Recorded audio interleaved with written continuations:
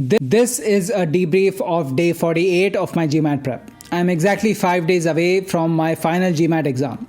In this video, I will share my performance and learnings from taking the official GMAT practice exam number 3 from MBA.com today. If you have been following me, you know that this is my second attempt on this practice exam. I previously took this exam on day 24 of my GMAT prep and scored 695, which is a 98th percentile score.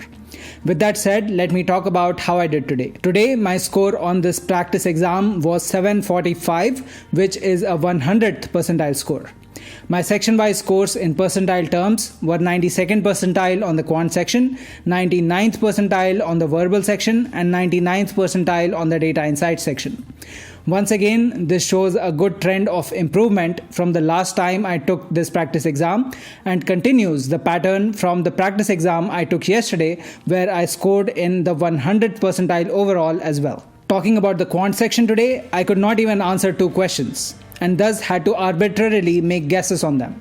These were questions 14 and 19 respectively. Another miss on my part was spending too much time between questions 1 and 14. As a result, I was forced to accelerate on the remaining questions to finish the section in time. In hindsight, I identified that I could have solved question 4 in under 2 minutes if I had only identified the required insight straight away. This is just an example of a situation which can be very hard to control on the day of the exam. The speed and effectiveness with which you solve questions very much depends on your ability to identify key insights quickly. On a bad day, you might miss such insights and hence end up taking more time on a question or solving it incorrectly altogether. My only takeaway from this experience is to ensure that I am warmed up before my final test and to do my best to put myself in the most optimal mental state before I start answering questions on the exam. On the verbal section, I answered 2 questions incorrectly. On question 4, I got lost in the content of the reading comprehension passage. On question 20, I made the conceptual error of not testing assumptions by using statements which are extreme opposites of each other. Outside of those 2 questions, I also got lucky to different degrees on 3 other questions. On question 5, I had some element of uncertainty in my mind with the answer option I chose, but I still got it right. On question 19, I had to go back and revise the answer. I only realized that I'd chosen the wrong answer option when I hit the next button on this question. Given that the GMAT only allows you to edit up to 3 answers, that is not a situation that you want to be in. On question 23, I ran out of time.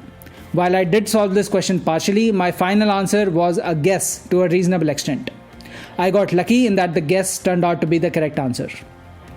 On the data insights section, I once again did very well on time management.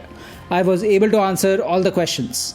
My pacing strategy worked well, and high density usage of the scratch pad helped me save valuable seconds. I did answer 2 questions incorrectly. I could not even wrap my head around the content of question 17 and hence ended up skipping it entirely. When I revisited it after the test, I was able to solve it. Once again, this is a case of not being able to identify the right insight at the right moment during the exam. Unfortunately, that is very hard to control. On question 18, I made an error in reading the graphical chart which represented cumulative frequency as one of the quantities. Cumulative frequency can be one of the tougher things to read off a chart, especially if you're time constrained. I think I will do better on a question such as this if I encounter it again. Overall, the biggest positive from this practice exam is that I did well with time management on the data insights section once again. The biggest area of concern is the quant section, where I seem to be struggling with answering all questions correctly. I have been having that issue with the quant section on the last 2 to 3 practice sets. Generally, I am quite good at quant, but surprises like this are inevitable depending on the nature of questions which show up on the exam. In summary, my score trend is relatively healthy given that I am only a few days away from my final GMAT exam. I have 3 more practice exams to take in the next few days. Let's hope that I'm able to stay consistent through them and I manage to equal or beat my target 99th percentile score on the GMAT. So that is all for today. I will see you in the next video.